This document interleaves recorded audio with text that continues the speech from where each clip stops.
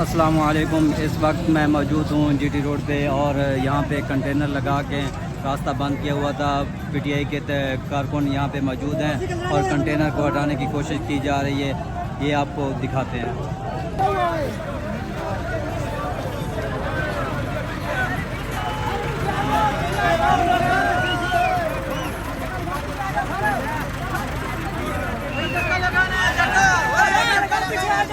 Video बंद करे यार, पीछे से धक्का लगाओ।